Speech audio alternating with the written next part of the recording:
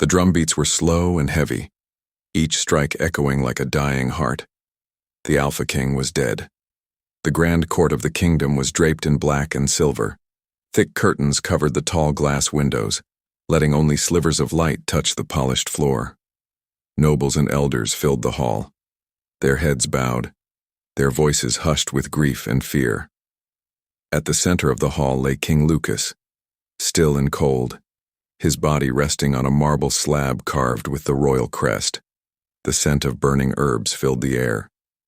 The priestess stood before him, chanting softly, her golden staff glowing faintly in her hand. Every word felt like a final goodbye. Beside the slab stood Queen Lyra, dressed in a flowing black gown. Her face was pale, her lips trembling, but her tears never fell.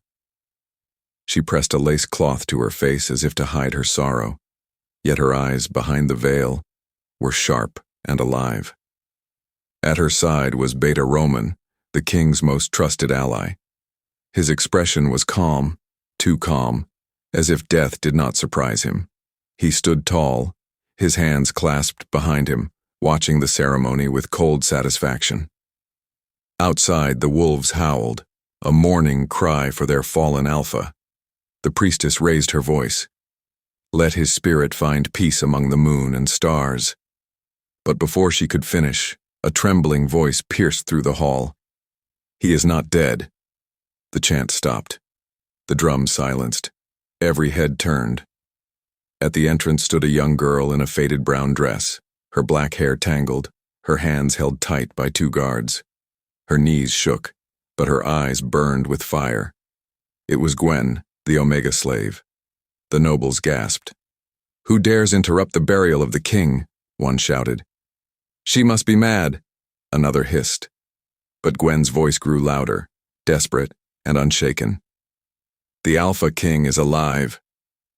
Her words rolled through the hall like thunder. Queen Lyra's hand froze midair. Roman's eyes darkened. Murmurs spread among the nobles like ripples on water. "Bring her forward," commanded Lady Marin, one of the elder nobles. "Let her speak." The guards hesitated, glancing at Roman, but his silent glare told them to obey. Gwen stumbled forward, her bare feet echoing softly against the marble floor. She kept her head low, yet her heart pounded so loudly she could barely hear the whispers around her. When she reached the center of the court, she lifted her face, and her trembling eyes met the lifeless king. "Your Majesty," she whispered, voice breaking, "you are not dead." The hall fell silent again, and somewhere beneath the heavy air of death and deceit, fate began to stir. The great hall fell into stunned silence. The echo of Gwen's voice still lingered in the air, heavy and defiant, as dozens of noble eyes turned toward her. The guards who had held her back now looked uncertain, glancing from the trembling slave girl to the motionless body of their Alpha King. Queen Lyra rose slowly from her seat, her golden gown whispering against the marble floor. Her expression was cold and regal, yet her fingers twitched beneath her sleeves. "What insolence is this?" she said, her voice dripping with venom. "Who dares to disturb the king's sacred burial with such madness?" Gwen swallowed hard, her knees weak, but she stood tall. "It is I," she said, her voice shaking but steady, "and I speak only the truth." The nobles murmured among themselves, some scoffing, some whispering that she had lost her mind. Beta Roman stepped forward, towering over her, his dark eyes sharp and cruel. "You?" he hissed. "An Omega slave dares to question the crown? You should be whipped for your tongue, girl." But Gwen didn't flinch. Her hands were trembling, but her gaze never left his face. "I dare because I saw what you did," she said, her voice rising, gaining strength from the storm of fear and fury swirling inside her. "I saw everything." The hall fell silent again. Even the priestess stopped her chants. The torches crackled softly, casting long shadows across the faces of the stunned nobles. Lady Marin, the eldest among the council, stepped forward from her seat. Her silver hair shimmered in the dim light, her eyes calm but curious. "Let the girl speak," she said. "If she lies, her life will be forfeit, But if she tells truth, the gods themselves will bear witness. Roman clenched his jaw. My lady, this is absurd. Silence, Lady Marin said firmly. We shall hear her. Gwen's breath hitched. She hadn't expected anyone to defend her. She bowed her head briefly, whispering a quick prayer, and then began to speak. I was in the servants' corridor 3 nights ago, she said, her voice soft but clear. I was returning the water jugs when I heard voices from the royal chamber. I knew I should have left, but something in those voices made me stop. I hid behind the tapestry. Her eyes flickered toward Roman and Lyra, who were now watching her with icy glares. I saw Lord Roman and Queen Lyra standing by the king's table, Gwen continued. The king was not there. Lord Roman held a small vial filled with black liquid. I saw him hand it to the queen. The crowd gasped. Lyra's lips parted in shock. Then she laughed, the sound brittle and cruel. Lies. Every word of it. But Gwen pressed on, her voice trembling with passion. You said the king had ruled long enough, she continued, looking straight at Roman. You said his time was over. You told her the poison would kill him, that it would be painless but sure. I heard you say it. Roman's face darkened, his fists curling at his sides. You dare invent stories about me? I do not invent them, Gwen cried. I watched you. I saw you press the vial into her hand, and I saw the queen pass it to a maid named Anira. She told her to mix it into the king's wine.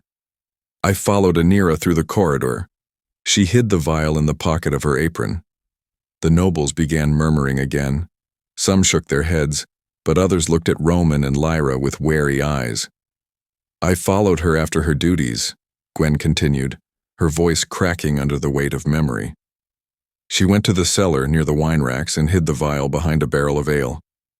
I knew then that the king's life was in danger. I knew I had to do something. Gwen's throat tightened and she took a deep breath before continuing. I am not a healer, she said softly. But I've learned the power of herbs. I tend to the cattle and learned from the old women in the barns. I once discovered a mixture that can slow a creature's heart so that it appears dead. I tested it on cows, and when they seemed gone, I used the antidote to bring them back. Gasps echoed around the hall. Lady Marin leaned forward, listening intently. So, Gwen said, her voice quivering, I made another of those mixtures. I had it hidden in a small jar, one I kept for myself. I waited until Anira was sweeping the corridor. I told her the queen had called her. While she was gone, I found where she hid the potion and replaced it with mine. Her eyes filled with tears. I did it to save the king's life. I knew they would think their plan succeeded, but it would only make his breathing slow until it seemed he was gone. I thought I could bring him back later when they believed they had won. For a long, stunned moment, no one spoke. The words hung heavy in the air, as though the kingdom itself was deciding whether to believe her. Then Roman laughed, a low, dangerous sound. A fine story, he sneered. So this girl admits she tampered with royal affairs, handled forbidden substances, and dared to touch what was meant for the king. She confesses her crime and still wants mercy? He turned to the nobles. She deserves the sword. Several of the nobles murmured in agreement, but Lady Marin raised her hand again. Enough, she thundered. If she speaks truth, then the moon goddess will show it. If she lies, she will die here today. But we must be certain. Let her prove her claim. Roman's face twisted with anger. You would risk the court's dignity for the word of a slave. I would risk it, Lady Marin said calmly, for the truth. All eyes turned to Gwen. Her body trembled, her palms slick with sweat. The guard stepped aside at Lady Marin's gesture, and Gwen walked forward slowly, each step echoing through the vast hall. She climbed the dais and stood before the slab where King Lucas lay, motionless and pale, the scent of incense heavy around him. Her heart thundered in her chest. She could feel the eyes of everyone, nobles, guards, the priestess, Roman, Lyra, all fixed upon her trembling hands. She bent down beside the king, her voice barely a whisper. "Please," she murmured, "let this work again." She reached into the folds of her dress and pulled out a small pouch of crushed herbs, green and sharp-smelling, the same mixture she had used on the cows. She poured a pinch into her palm, crushed it gently between her fingers, and lifted it to the king's nose.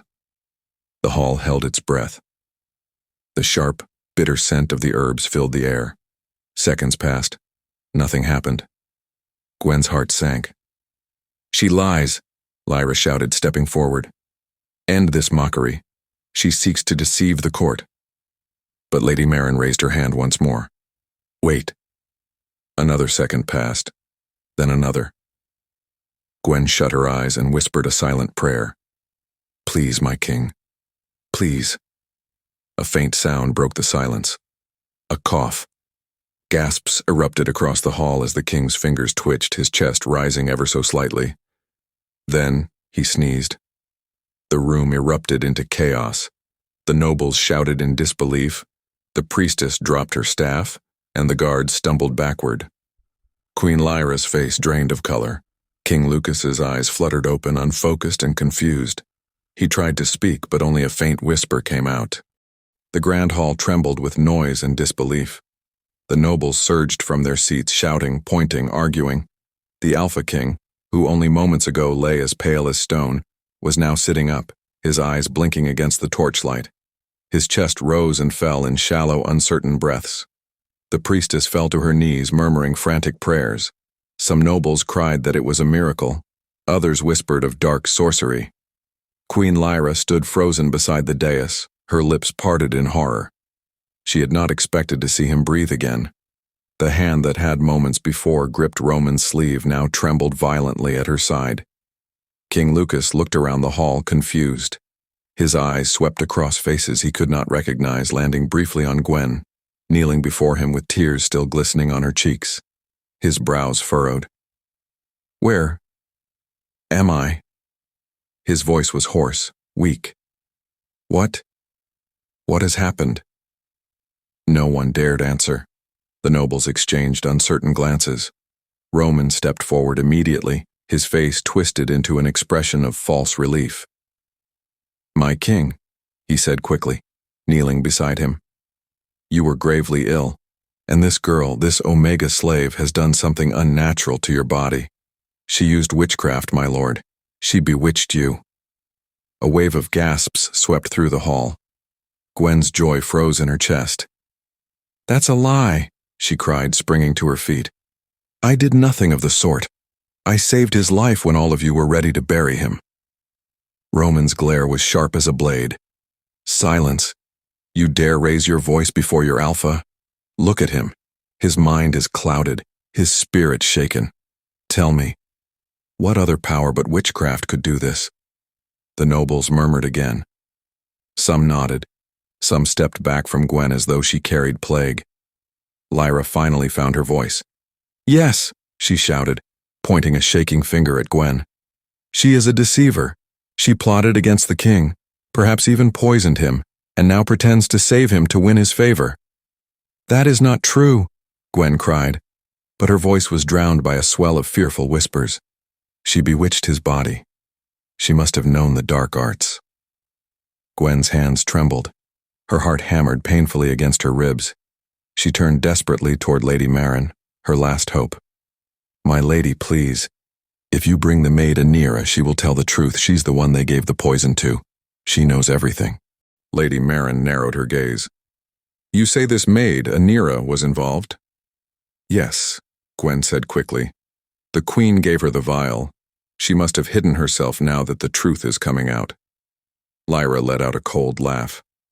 "Convenient. The maid vanishes, and the only witness to your supposed heroism cannot be found." "Bring all the maids before us," Lady Marin commanded, her tone sharp and unwavering. "At once." 2 guards hurried from the hall. The room buzzed with uneasy whispers as everyone waited. Gwen's knees threatened to give way beneath her. She looked at King Lucas again. His eyes were still confused, as though lost in fog. He stared at her for a long moment, his lips parting slightly but said nothing. Roman leaned close to the king. "My king," he said in a soft, persuasive tone. "The girl is dangerous. Let us end this madness before she brings ruin to your court." Lucas blinked slowly, struggling to recall his last memory. "Dangerous?" he muttered. She said she saved me." Roman forced a chuckle. "The devil saves no one, my king. She deceives you." The heavy doors opened again. The guards marched in, followed by a line of nervous maids. Their heads were bowed, their hands trembling. Among them were cooks, laundresses, and chambermaids, all wearing the same fear in their eyes. "Raise your heads," Lady Marin said. "One of you is named Anira. Step forward." The maids exchanged frightened glances, but no one moved.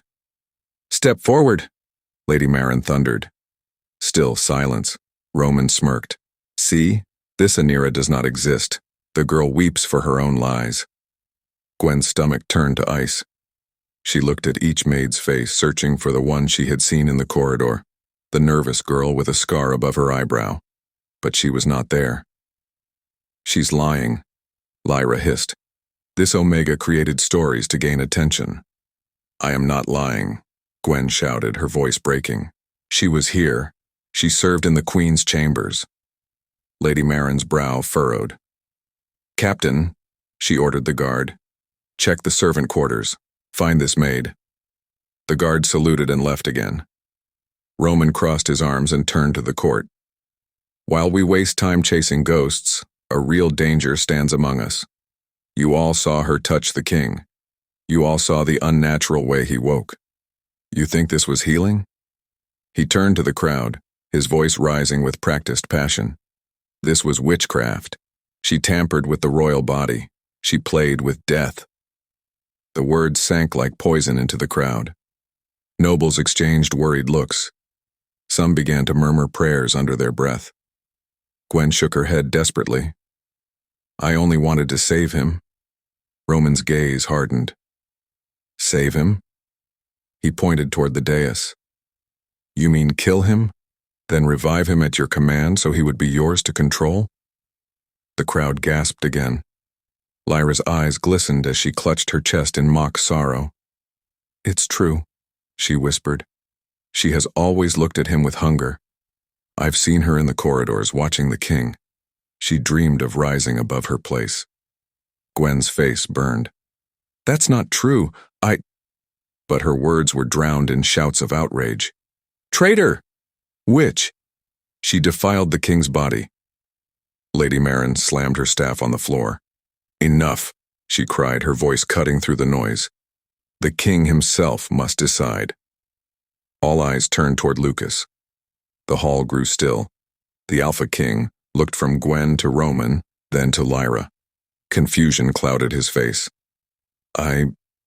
I do not remember," he said slowly. Roman's face twisted in fury. "Enough of this madness, guards." But before he could finish, the doors burst open again. The captain of the guards returned, alone. His face was pale. "Well?" Lady Marin demanded. "Did you find her?" The captain bowed his head. "No, my lady. The maid named Anira is gone. Her supposed quarters are empty. It looks like she doesn't exist." A cold hush swept through the hall. Lyra clasped her hands dramatically. "You see? Even her imaginary witness is nowhere to be found." Roman turned to the crowd. "There is your answer. The girl conspired to harm the king and now invents tales to hide her guilt. Her words are poison, her touch forbidden." Lady Marin looked torn. "Gwen, is there anything else you can prove?" Tears welled in Gwen's eyes. She shook her head helplessly. "No, only the truth of what I saw." Gwen stood in the middle of the marble floor. Her head was lowered, her hair shadowing her tear-streaked face.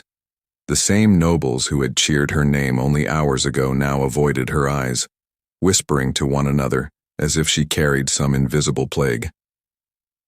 Queen Lyra sat on the golden throne beside the still empty king's seat, her veil drawn low.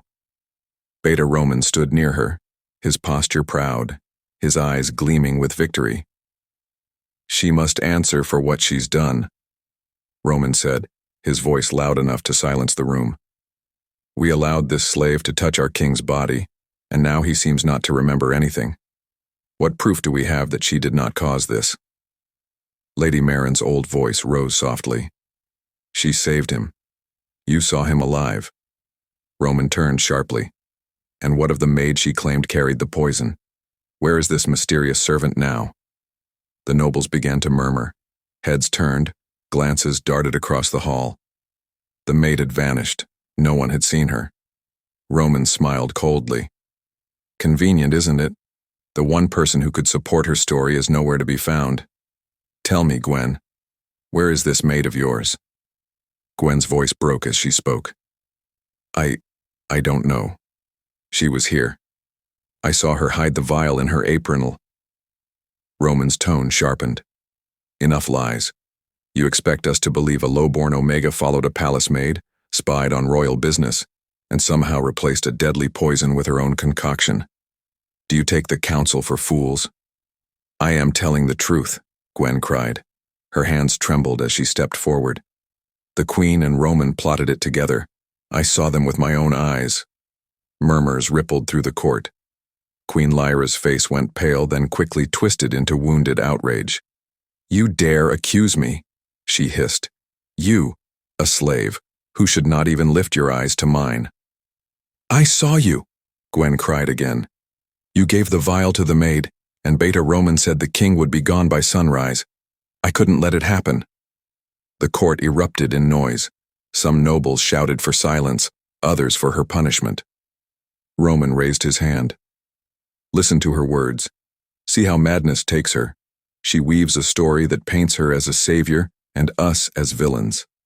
Ask yourselves, why? Why would a slave risk her life to save a king who enslaved her mother unless she had her own plan?" He let the silence stretch before continuing. "She hated the king for what he did to her family. This is revenge. She wanted to bring chaos to the court, to turn us against each other, and when her plan failed, she cried to win sympathy." Gwen shook her head violently, tears flying from her lashes. "No, I would never harm the king. He doesn't deserve." She stopped herself, her throat tightening around the words she couldn't say. Lady Marin's staff struck the floor. "Enough. The girl may be guilty of overstepping, but she speaks with conviction. If she wished the king dead, why save him at all?" Roman's smile didn't fade. Perhaps she wished him alive, so she could claim power through pity. "You see, Lady Marin, some slaves dream higher than their station." Laughter rose among the courtiers, cruel, mocking laughter. Gwen's face burned with shame, but she lifted her chin. "You twist everything," she whispered. "You fear the truth." Roman ignored her. "Let the council decide. The maid is gone. There is no proof but the words of a desperate Omega, and the king, our only witness, cannot remember." Queen Lyra turned to the nobles, tears finally falling down her cheeks. "Please," she said softly, her voice quivering. "My husband's mind is dazed while lies poison this hall. I beg the council to act before this witch brings more ruin upon us." The hall fell silent. One by one, the nobles lowered their heads in agreement. Some looked uncertain, but none dared defy the queen and her beta. Finally, Lady Marin spoke, her voice weary. "By the laws of the crown, a crime against the Alpha King is treason." The nobles nodded gravely. "The punishment is death, by the third dawn." Gwen's knees gave way. "No," she whispered. "Please, I didn't." Guards seized her arms and began dragging her toward the doors. She kicked weakly, sobbing, her cries echoing off the stone walls. "Please, I saved him. Ask him when he remembers. Please." But no one listened. As the heavy doors closed behind her, Roman turned to the queen, his voice low and pleased. "By sunrise on the third day, the threat is gone. You have nothing to fear." Lyra's lips curved into a faint, trembling smile. "Let her die for her insolence." The dungeon smelled of damp stone and rust. Gwen sat on the cold floor. Beside her, her mother Claudia wept softly. The torchlight flickered over her lined face and graying hair. "Oh, my child, Claudia whispered. Why did you do this? I told you never to meddle in royal affairs. They will kill us both now. Why didn't you listen? Gwen stared at the ground, her throat too tight to speak. You could have stayed in the shadows, her mother continued between sobs. We could have lived quietly in the servants' quarters. Why did you speak? Why risk everything? Gwen's eyes filled again. She drew her knees close and whispered, Because I couldn't let him die.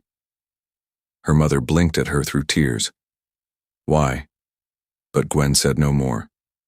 She turned away, her heart aching with the truth she could never confess, that somewhere between watching him from afar and defying the world to save him, she had fallen in love with her captor. The cell grew silent, save for the steady dripping of water. Above them, the palace bells tolled for nightfall. King Lucas lay motionless on his bed, his breath shallow but steady. The golden curtain swayed softly with the morning breeze, letting thin strips of sunlight fall across his face. His eyes were open now, calm and cold, though he made sure to keep them half-lidded, pretending to drift in and out of consciousness. Every heartbeat pulled back a fragment of memory.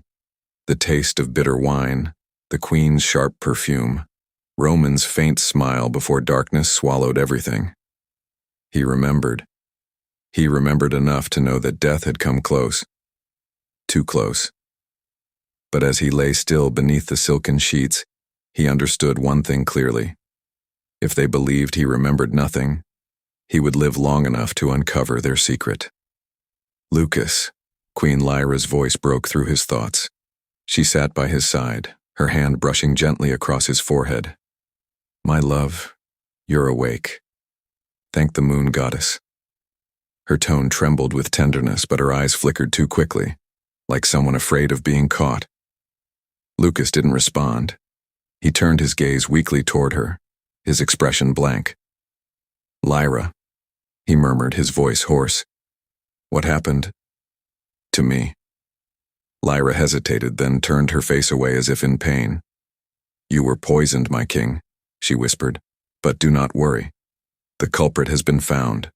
Justice will be served. Poisoned, he echoed faintly. His chest rose in a slow, shaky breath. His head pounded, memories clawing at the edge of his mind. A flash of a trembling voice, pleading, soft, desperate. Wake up, my king, please wake up. He frowned. Who saved me? Before Lyra could answer, the chamber doors creaked open and Beta Roman entered, dressed in his dark robes, his expression calm but his eyes sharp. My king, he said with a respectful bow, the moon goddess have spared your life, but we have found the traitor responsible for your near death. Lucas struggled to sit up. Who? Roman's voice was steady.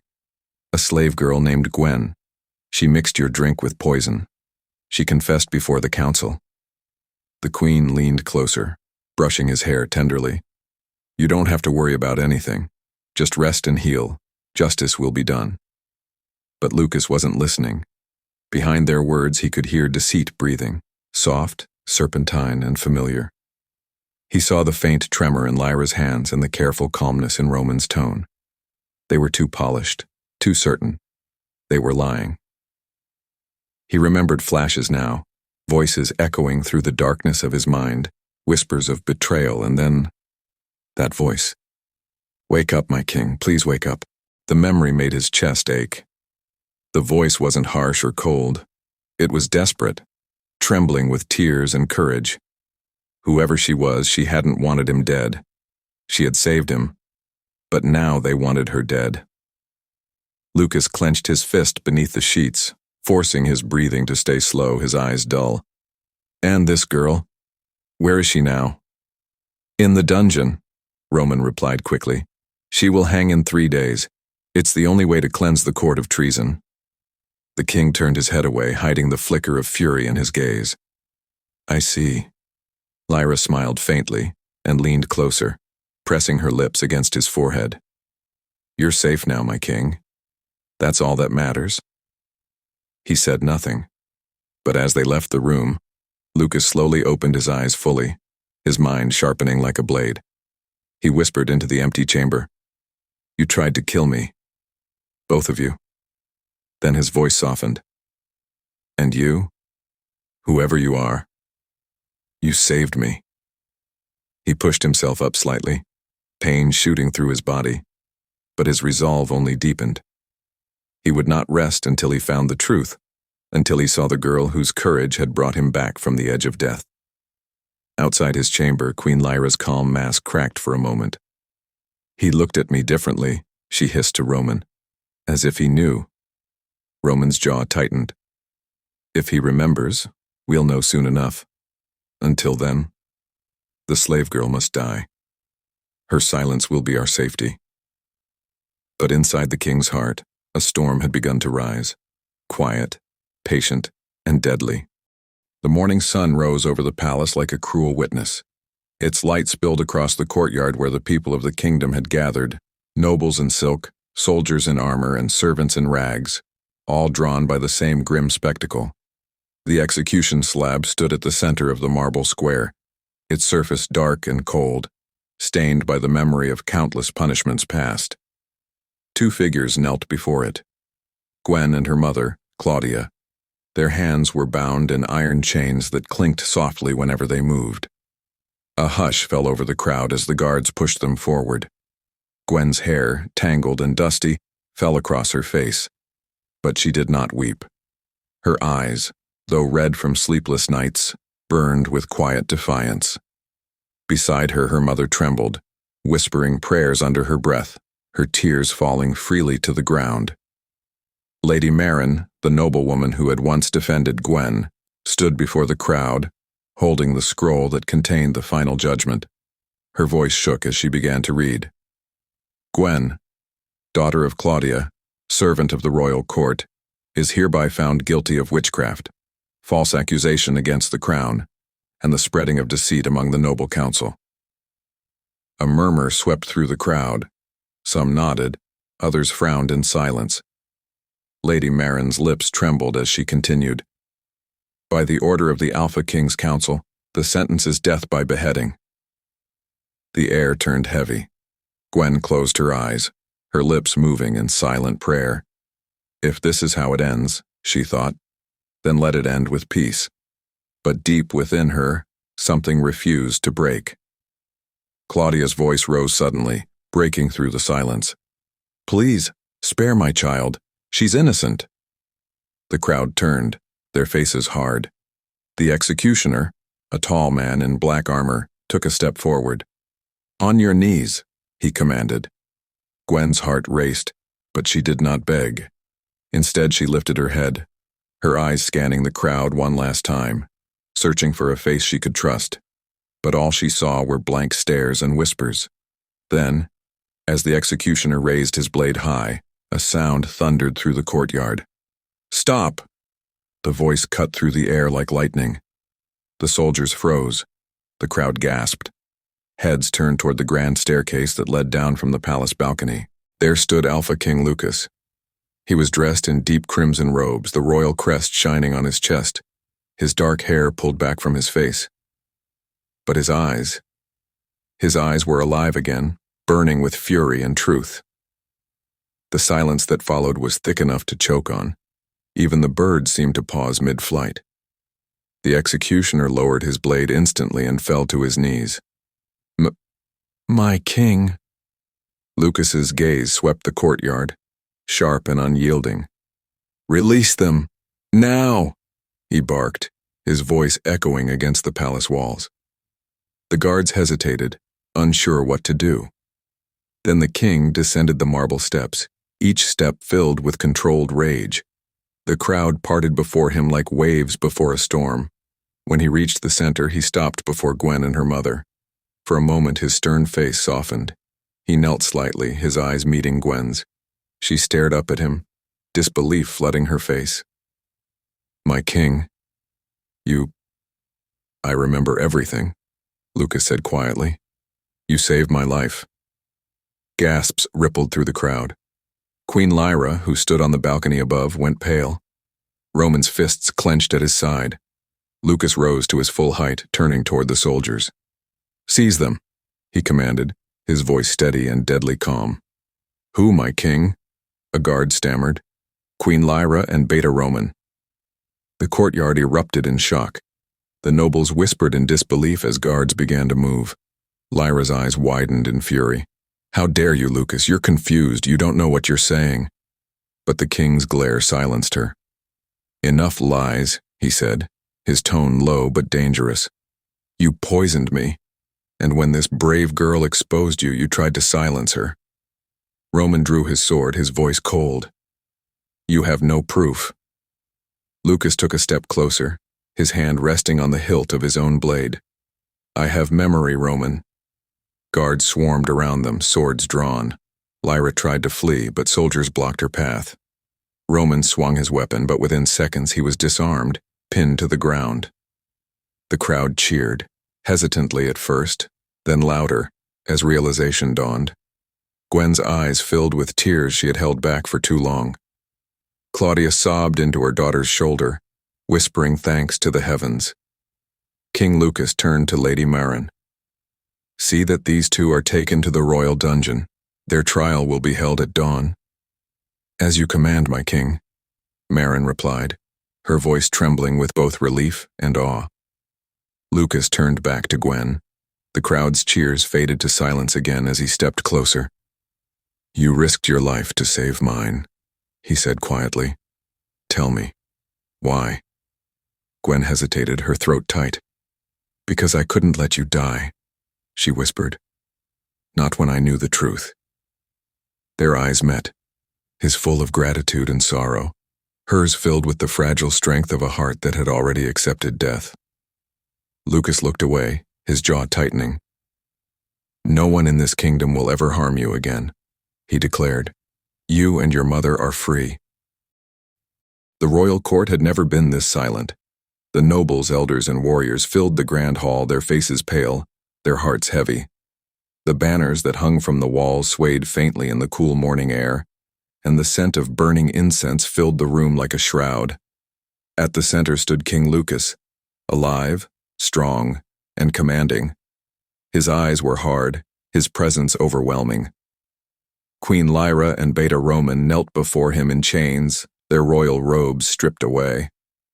Gone were the smiles that once charmed the court. Gone was the arrogance that had ruled behind his back. Now they were nothing but traitors waiting for judgment. Lucas took a slow breath and began. You all gathered 3 nights ago to bury me, he said, his voice echoing through the hall. You mourned your Alpha King.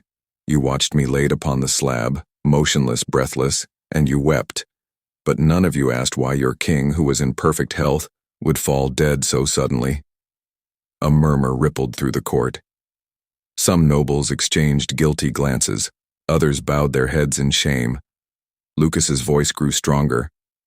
That night, I drank from a golden cup brought to me by a servant girl. The wine was sweet, too sweet, and before I could question it, my strength left me. Gasps filled the room. Lyra's eyes darted toward Roman, her lips trembling. Lucas turned toward her, his expression unreadable. As I fell, he continued, I heard laughter. I could not move, but I could hear. I heard you, Lyra, and you, Roman. I heard your voices whispering above me. You thought I was gone. The court froze. Even the torches on the walls seemed to burn quieter. Lucas's tone dropped, cold and sharp. I remember your words. Roman said he had waited too long for that moment. And Lyra. His eyes hardened. You said you never loved me, that you only wanted the crown. You said the king's blood would finally give you freedom. He stiffened. I watched my Luna kiss my Beta as my eyes drifted into sleep. Murmurs filled the hall, people whispering in disbelief. Lyra's breath caught. She looked away, her shoulders shaking. Roman sneered, struggling against his chains. He lies. He's delusional from poison. He doesn't know what he's saying. But before anyone could respond, Lyra broke. Enough, she cried, her voice cracking through the silence. Tears spilled down her cheeks as she turned to Lucas. It's true. It's all true. The crowd erupted into gasps and shouts. Some nobles covered their mouths. Others recoiled in horror. Lyra fell to her knees, sobbing. "I did it. We both did. I was tired of being nothing more than your queen in name while you ruled everything. I wanted power, real power. Roman promised me that once you were gone we'd share the throne." Roman's eyes widened in fury. "You fool," he hissed. "You'll damn us both." But it was too late. The confession echoed through every corner of the court. Lucas's face was still, but his eyes burned with restrained pain. "You both swore oaths before this very court to protect the crown," he said softly, "and yet you tried to destroy it." He turned to the guards. "By the laws of the Alpha Kingdom, betrayal against the crown is punishable by death." "No. Lucas, please," Lyra screamed, crawling forward. "I loved you once. Please don't do this." "You loved power," he said coldly. "Not me." The guards seized Roman and Lyra, dragging them toward the courtyard. The sound of their cries filled the hall, echoing like ghosts. The nobles watched in stunned silence, some crossing themselves, others whispering prayers. Moments later, the heavy doors opened again. The guards returned, without Lyra and Roman. The air was thick with finality. Lucas turned back to his court. "Let this be a warning," he said, his tone grave. "Loyalty to the crown is sacred. Betrayal will always be answered with justice."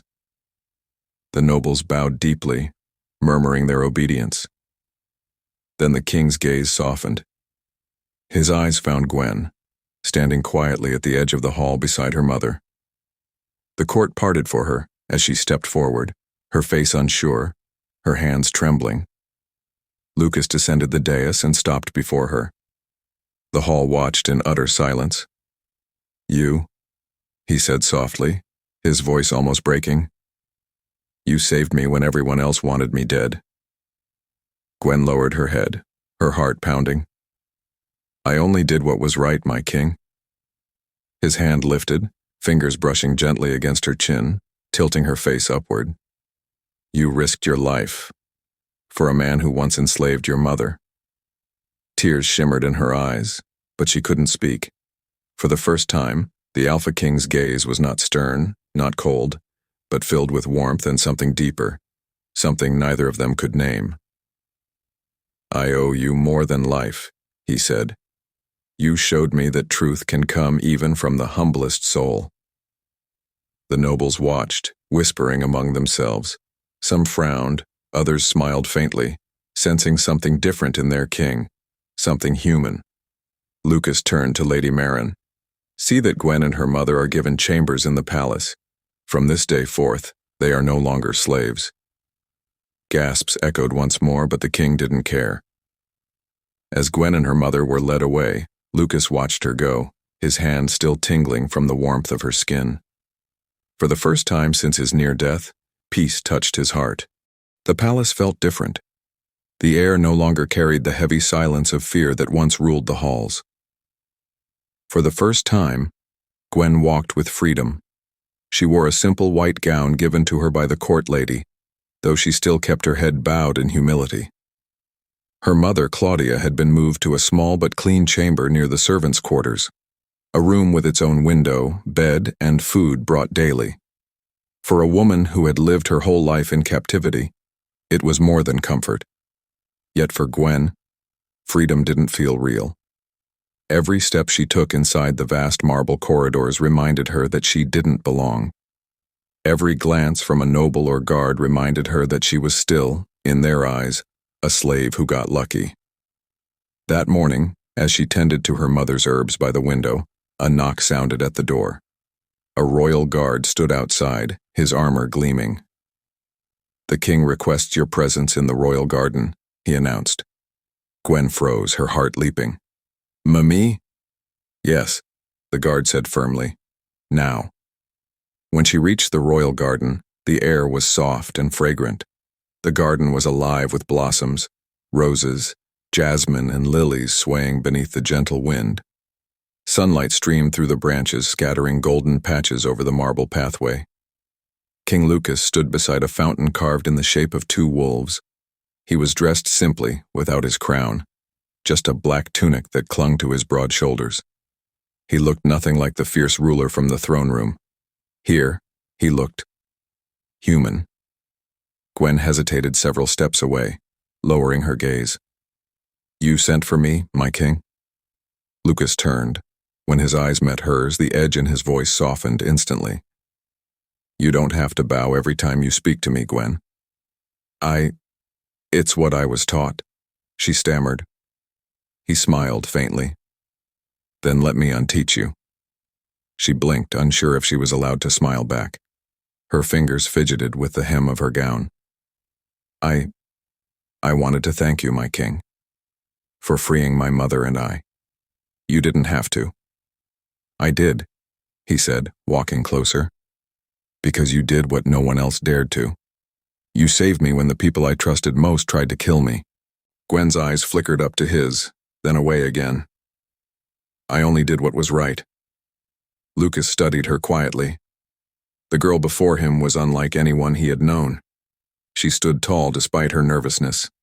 Her words carried thought, yet she never boasted. Her humility was disarming. "I've been told," he said after a pause, "that you know herbs better than most healers in my kingdom."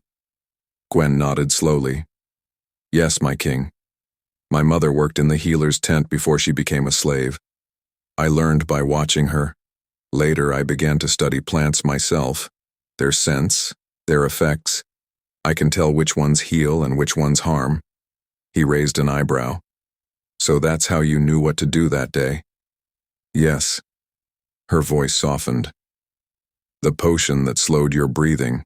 I created it from wildroot, duskflower, and moonleaf. It makes the body sleep deeply, but keeps the heart steady. I had tried it on animals before." Lucas chuckled under his breath, shaking his head. "A slave girl making royal medicine." She frowned slightly. "I didn't mean to disobey the laws of the court, my king. I only wanted to learn." "No," he said gently. "Don't apologize for being curious. Knowledge is not rebellion, Gwen, it's strength." Her breath caught at the sound of her name on his lips. She had heard him speak countless names before, commanding, dismissive, cold. But now when he said hers, it sounded almost kind. Encouraged, she continued, her voice trembling slightly. "I read too. The healers sometimes left old scrolls behind. I taught myself. I know some history, a little politics, how the council decisions affect the packs." Lucas turned to her fully now, his eyes narrowing with intrigue. "You read?" She nodded quickly. I know I'm not supposed to, but words are powerful, my king. They can open the mind in ways no one expects." For a long moment he said nothing. Then he laughed quietly, shaking his head in disbelief. "You're remarkable, Gwen. You were born in chains, yet you see clearer than those who sit in silk robes." Her cheeks flushed pink. "I don't know about that, my king. I never wanted to die ignorant." The words struck him deeply. He looked at her, not as a slave, not as a servant, but as a soul, a brave, wise soul, hidden beneath chains. They stood in silence for a moment, the sound of the fountain filling the air.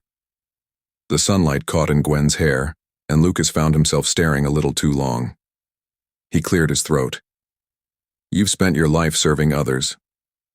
Perhaps it's time you start living for yourself." Her lips parted slightly, confusion in her gaze.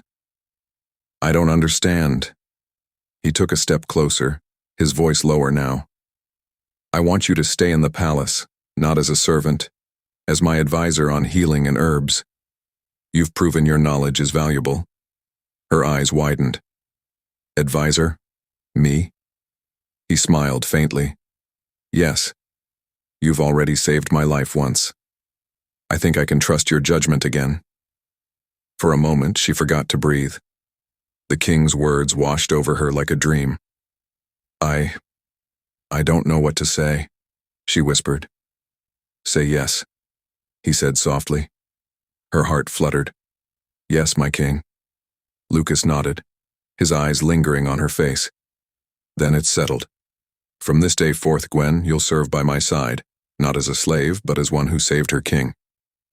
As she bowed her head again, hiding her trembling smile, Lucas found himself unable to look away. There was something in her, something pure, something rare, that stirred a feeling he hadn't felt in years. And as Gwen walked away from the garden that day, her heart beating fast, she realized something too. She had entered the king's world not as a servant anymore, but as someone he saw, someone who mattered. Weeks passed quietly after the storm that shook the kingdom. The court was still recovering from the betrayal of Lyra and Roman, and though peace had returned to the palace, something new had begun to grow. Something delicate, unspoken, yet alive. Every afternoon, King Lucas would stroll through the royal garden and Gwen would somehow always be there. At first, she came only to tend to the healing herbs. But soon, her hands moved slower, and her gaze lingered longer when she felt his eyes on her. The once broken king and the humble slave found in each other an odd kind of solace, one that neither dared to name. They would talk for hours under the shade of the old willow. Lucas would ask about her past, how she learned to read, why she loved herbs so much, why she had risked her life to save him. Gwen would answer shyly, her voice soft like the rustling leaves. Because no one deserves to die without truth, she would say, and because... She'd stop, her courage failing her, because I couldn't bear to see you go. Lucas studied her like one studies the stars, quietly, reverently, knowing he should not reach out but unable to look away. There was something about her that felt pure, untouched by greed or pride. Her honesty disarmed him. Her laughter, rare as it was, felt like a balm on his weary soul. When he spoke of the burdens of the throne, Gwen listened, her eyes gentle yet strong. She didn't flatter him like the nobles did. She spoke to him like a man, not a crown. Power, she said one evening, is only beautiful when used to protect, not to control. Those words stayed with him long after she had left. But their closeness did not go unnoticed. Servants whispered. Some nobles began to gossip, calling her the king's pet, the slave who ensnared the crown. Gwen tried to stay away, but Lucas kept summoning her, his excuses becoming softer each time. To discuss herbs, or to walk in the sun. One night, Claudia waited up for her daughter, worry etched across her tired face. When Gwen entered, her cheeks flushed from the garden air, Claudia spoke gently but firmly. "Child," she said, her voice trembling, "do you know what happens when the moon falls in love with the sun? She disappears. You are that moon, Gwen. He may see you now, but the world will not let you shine beside him." Gwen looked away, her throat tight. "I know, Mama, but when I'm with him, I forget I'm a slave." Claudia took her hand, tears glistening in her eyes. "That is the danger. You forget, but the world will not." The next day, Lucas waited in the garden again, but Gwen didn't come. For hours he sat beneath the willow, staring at the herbs she once tended. Something inside him felt hollow. For the first time since his revival, he realized he was lonely again. That night, as the wind whispered through the palace walls, he made a silent vow. He would not let the world decide who was worthy of his heart. Not this time. The council chamber buzzed with tension that morning. The nobles, dressed in gold-trimmed robes, whispered among themselves, their voices laced with disdain and disbelief. At the far end of the long marble table sat King Lucas, his expression unreadable. Behind him, the sunlight streamed through the stained glass, painting his face with shards of crimson and blue, like a man torn between peace and battle. The rumor had spread across the kingdom like wildfire. The king had fallen for a slave. And not just any slave, but the very Omega girl who once defied the crown before all the nobles. To the council, it was humiliation. To Lucas, it was truth. "Your Majesty," Lord Draven, the council's most rigid member, began, his tone dripping with controlled anger. "It has come to our attention that you've been spending inappropriate amounts of time with that girl, Gwen." A murmur of agreement followed. "A slave in the royal gardens," one noble spat. "A slave advising the king on herb matters," another added. "This is an insult to the crown." Lucas sat back, his eyes steady. "That girl," he said calmly, "is the reason you still have a king sitting before you today. Or have you all forgotten whose poison nearly destroyed this throne?" Silence fell, heavy and suffocating. Lady Marin cleared her throat softly. "Alpha King speaks the truth," she said, her voice calm but firm. "We owe our peace, and his life, to Gwen's courage. Without her, this council would be led by traitors." But Lord Draven slammed his fist on the table. "Courage does not erase bloodline. She is a lowborn. The law forbids a commoner, let alone a slave, from sharing the king's table, let alone his heart. If word spreads further, the nobles will turn against you. The people will mock the crown." Lucas's jaw tightened. "Then let them mock me for truth rather than respect me for deceit," he said.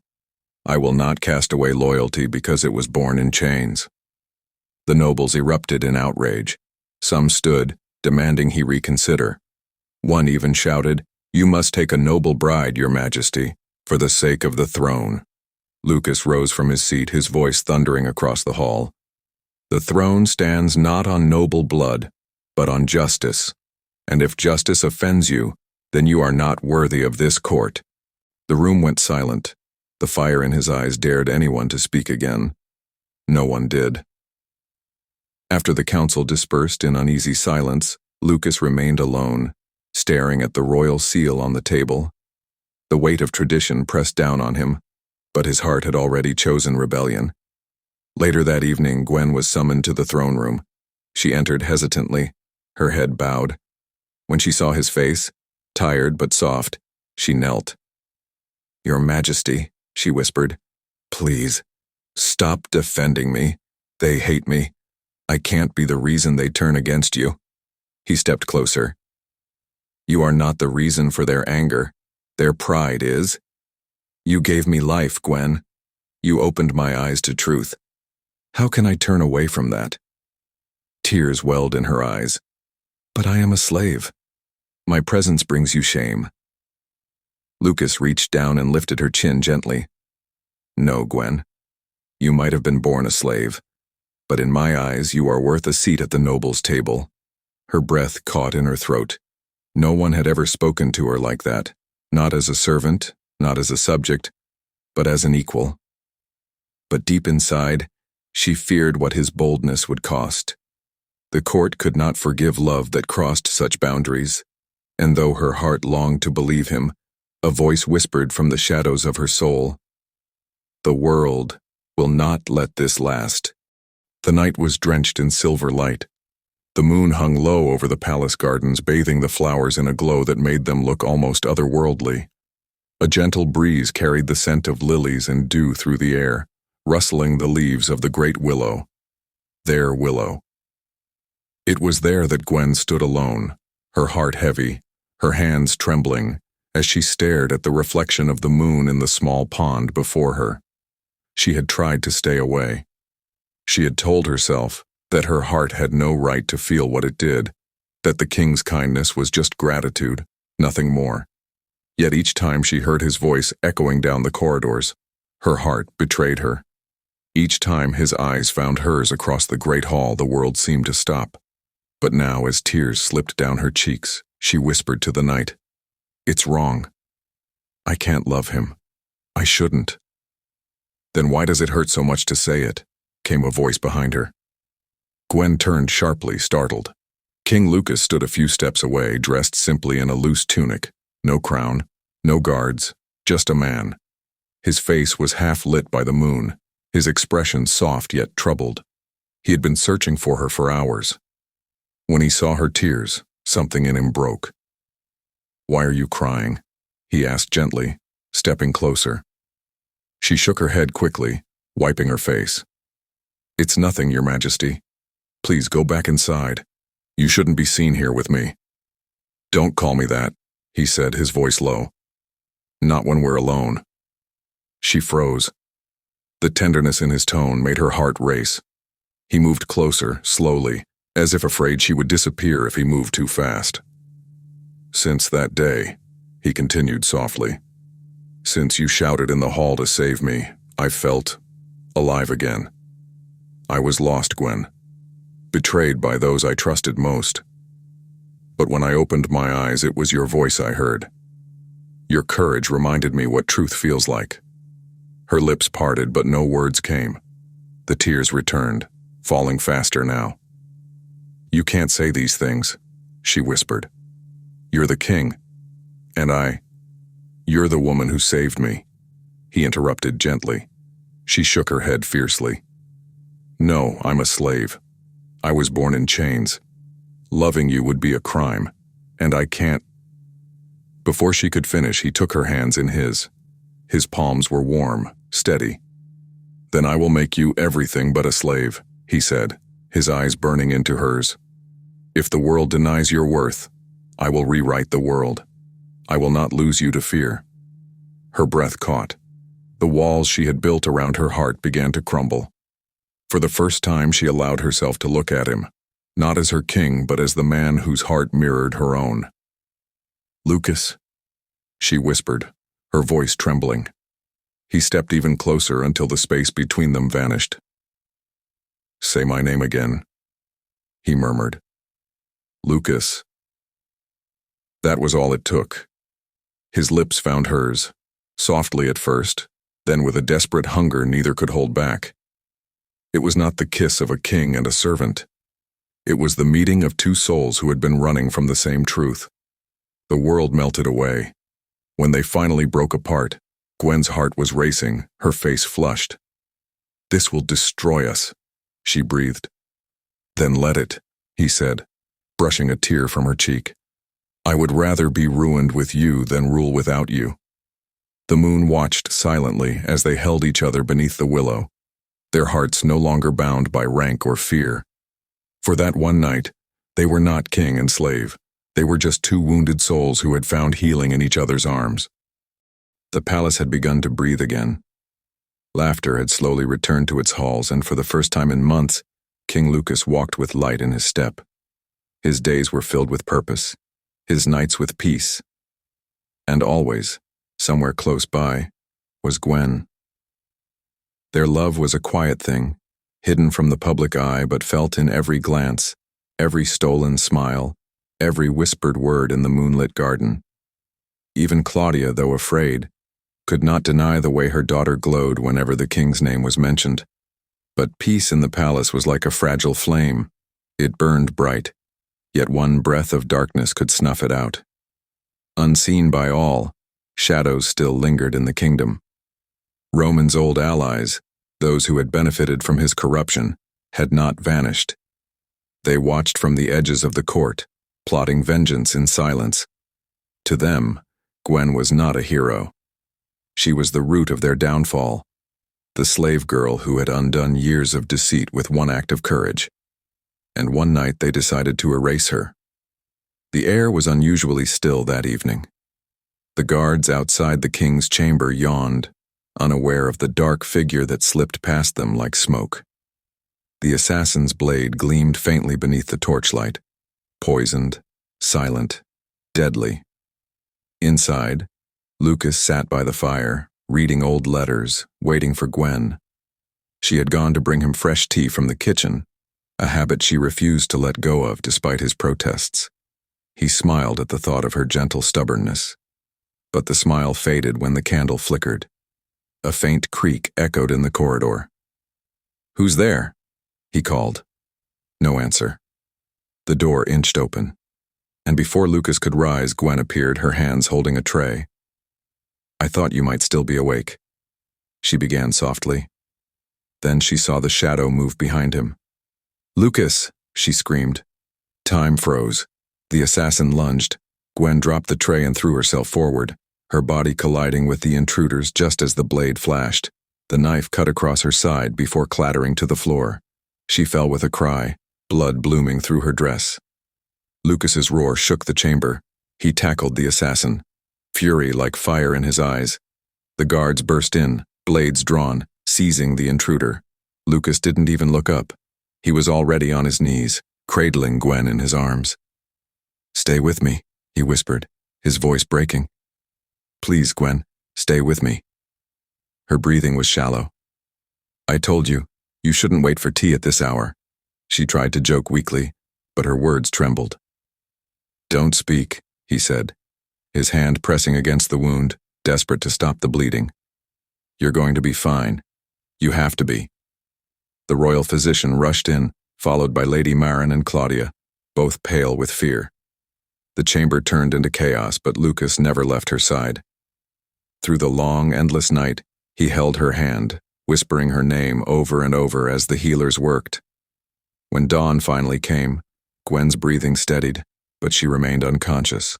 Her face was pale, her lashes still. Lucas sat by her bedside, his crown forgotten, his robe stained with her blood. He hadn't slept. His eyes were red from tears he refused to shed before anyone else. Lady Marin placed a gentle hand on his shoulder. "She'll live," she said softly. "She's strong, stronger than any of us realized." He nodded, his voice hoarse. "I thought I understood love, Marin, but it wasn't until I almost lost her that I realized. She's the reason my heart still beats." For days, Lucas never left the chamber. He fed her with his own hands when she stirred, spoke to her even when she could not answer. Word spread through the palace, the king's devotion to the slave girl who had once defied the crown, and now saved him again.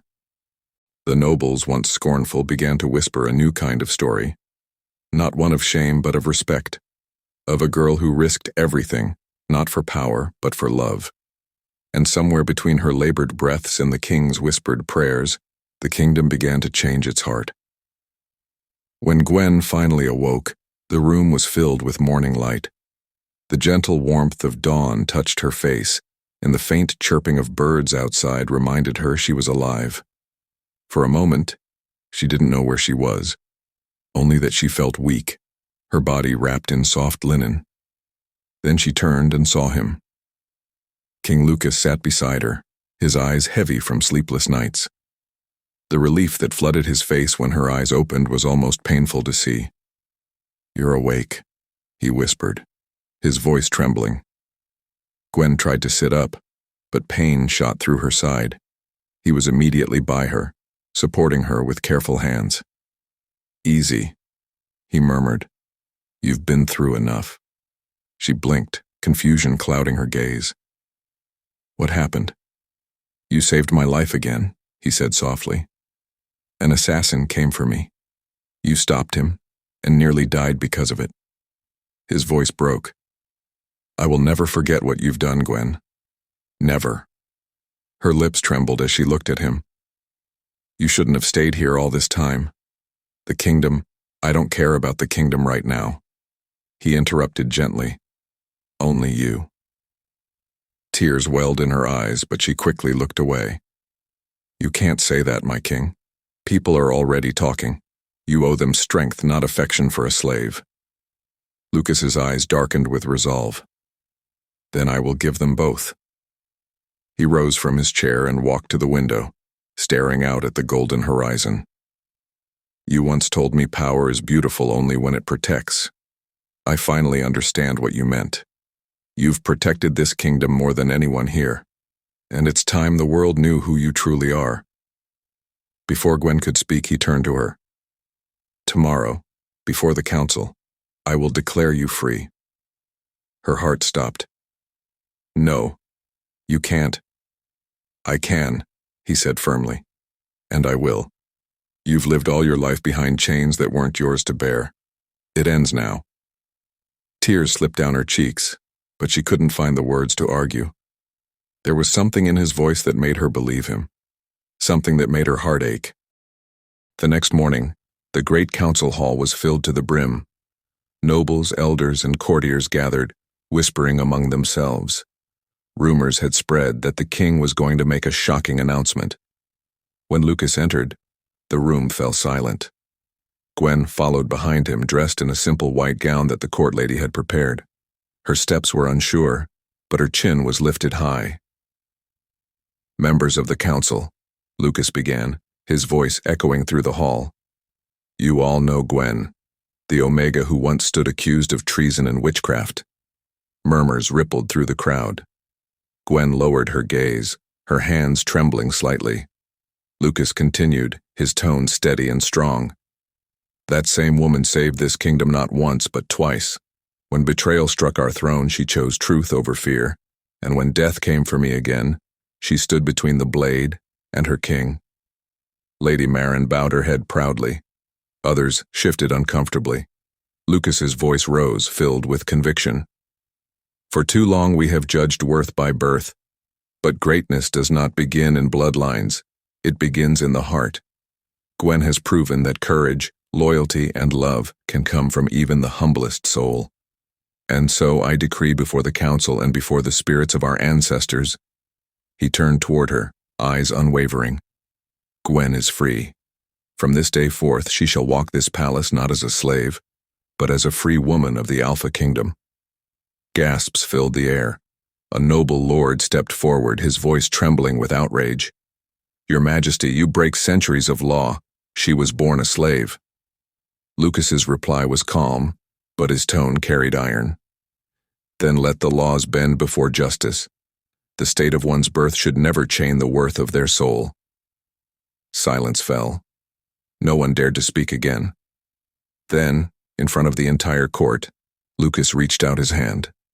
"Gwen," he said softly but clearly, "from today, you stand beside me, not behind me." Her eyes widened as she looked up at him. For a moment, the world disappeared. The nobles, the laws, the fear. All that existed was his hand, his voice, and the warmth in his gaze. With trembling fingers, she took his hand. The hall erupted with murmurs, some in anger, others in awe. But Lucas didn't care. He stood tall, his hand still holding hers. In that moment, something changed, not just for Gwen, but for the entire kingdom. The barrier between royalty and the lowborn had cracked. As they stood before the council, side by side, Gwen realized this was more than a promise. It was a declaration, a vow written not in ink or stone, but in courage and love. The palace is bathed in gold light. Bells ring from the highest towers, echoing across the kingdom. The courtyard glows with torches as nobles, guards, and villagers gather, each waiting to witness history being written before their eyes. The slave girl who once swept the king's halls now walks through them in silver silk, her head held high though her heart trembles in disbelief. Lady Marin, dressed in emerald robes, smiles softly as Gwen passes. "Hold your head up, child," she whispers. "You're not stepping into a dream, you're walking into destiny." Gwen nods, her hands shaking as she holds the white lilies Claudia pressed into them that morning. Somewhere in the crowd, her mother stands, tears glistening on her cheeks. For years she prayed that her daughter would find freedom. Today, that prayer has become more than freedom. It has become glory. King Lucas stands at the end of the hall, dressed not in his usual crimson armor but in royal white, symbolizing renewal. His gaze never leaves Gwen. Every step she takes reminds him of the day she shouted, "He is not dead," saving not only his life but his soul. The priestess raises her staff, silencing the murmuring crowd. "Let it be written," she says solemnly, "that love, not birth, determines worth. Let it be known that courage, not blood, defines royalty." Lucas takes Gwen's trembling hand. "Gwen," he says, his voice deep and steady, "you taught me what it means to be alive. You saw me when the world thought me gone. You gave me light when I was buried in darkness." Gwen's eyes glisten. "My king, I only did what my heart could not refuse. I saw the man, not the crown, and the man was worth saving." The crowd stirs. Some nobles whisper, frowning. A few, humbled by her words, lower their heads. Lady Marin steps forward, kneeling first in respect, setting an example. Slowly others follow. Lucas turns to the priestess. "Then before the kingdom, and before the spirits who guide us, I declare Gwen my Luna and Queen." The priestess nods and lifts the ancient wolf emblem. Then seal your bond under the moon's gaze. Lucas steps closer, his breath warm against Gwen's neck. The hall falls utterly silent. When his teeth gently pierce the tender skin at the base of her neck, a shiver of light sweeps through the room. Gwen gasps as the wolf bond ignites, a glowing mark spreading across her skin, shaped like a silver crescent. Their wolves stir within them, howling as one for the first time. The bond seals not only their love, but their souls. A ripple of power surges through the hall, making even the strongest warriors bow their heads. The priestess lowers her staff. It is done. The moon has accepted your bond. Rise, Queen Gwen, crowned not by gold, but by love that defied the walls of blood and class. As the glow fades, Lucas lifts his mark to show the crowd the same crescent on his neck, proof that the bond is mutual, sacred, and eternal. A thunder of cheers erupts outside the hall. The people, who once called her slave, now cry her name in joy. Long live Queen Gwen. Tears stream down her face as she turns to the crowd. In that moment, she remembers the nights she slept hungry, the lashes, the loneliness, and now, she stands beside the king, not behind him. And as the sun breaks through the clouds, shining upon her silver gown, Gwen realizes something she never dared to dream. Love did not only set her free. It crowned her, bound her, and made her one with the king's heart and soul. Peace settled over the Alpha Kingdom like dawn after a long storm. The palace that once echoed with whispers and betrayal now pulsed with laughter and music. The once fearful servants now walked with their heads high, their chains broken, not just from their wrists, but from their hearts. Queen Gwen had changed everything. Her first decree was mercy. The slaves were freed, the lowborns given work, pay, and voice. She turned the palace dungeon into schools for the servants' children, and the old training halls into healing centers. A kingdom is only as strong as its weakest, she told the council, and I will not reign over the broken. Many nobles resisted at first, but the people adored her. Villagers began calling her the Omega Queen, not as an insult, but as a title of honor. Songs were written about her courage, and the night she stood before the king's coffin shouting, "He is not dead," became the tale mothers told their children when teaching them about faith, bravery, and hope. King Lucas watched her from afar sometimes, wondering how such gentleness could wield such strength. He often found her sitting beneath the old willow in the royal garden, feeding birds or tending to the herbs she once used in secret. "You still heal even when you rule," he'd say with a smile, and she'd answer softly, "A queen must remember what pain feels like, or she'll forget how to love." Their bond, sealed by the wolf mark, grew stronger each day. When they shifted beneath the moon, their wolves ran side by side, silver and white, symbols of unity between two worlds that once stood apart. The moon goddess herself was said to have smiled upon their union, for it reminded her that fate can be rewritten when love is pure. Years passed. The kingdom prospered. Children born in the new era never knew the cruelty of rank or the sting of a whip.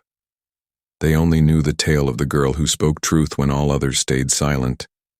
And every year, on the day the king was meant to be buried, the palace held a celebration, not of death, but of rebirth. The people would gather in the courtyard, releasing lanterns into the sky. Each lantern carried a message. Let no voice be silenced. One evening, as the moon bathed the gardens in silver light, Gwen and Lucas walked hand in hand through the same path where they had first spoken alone. The air smelled of jasmine. The fountain sang softly. Lucas stopped and looked into her eyes. "Do you ever regret it?" he asked. "That day you stood before everyone, risking your life for me?" Gwen smiled, her voice calm and full of warmth. "I didn't save a king that day," she said. "I saved a man worth saving." He touched the mark on her neck, glowing faintly under the moon. "And I found a queen worth living for." They kissed, slow, deep, eternal. Around them, the night wind carried the howls of wolves across the valley, a melody of loyalty and love. As they turned to gaze upon their kingdom, the stars above seemed to form the shape of two wolves running together, the Alpha and the Omega, bound forever by destiny. And so the story lived on through generations, of the slave who stopped a king's burial, of the voice that defied death, of the Omega who became a queen, and the love that changed a kingdom forever. The end. Thank you for running with me through every moonlit night, every stolen glance, every heart-stopping twist of Gwen and Lucas's journey. If you enjoyed this story, please leave a comment below. Tell me your favorite scene, your favorite character, and what moment made your heart race the most. And don't forget to like, share, and subscribe so you never miss the next love story we create together under the moonlight.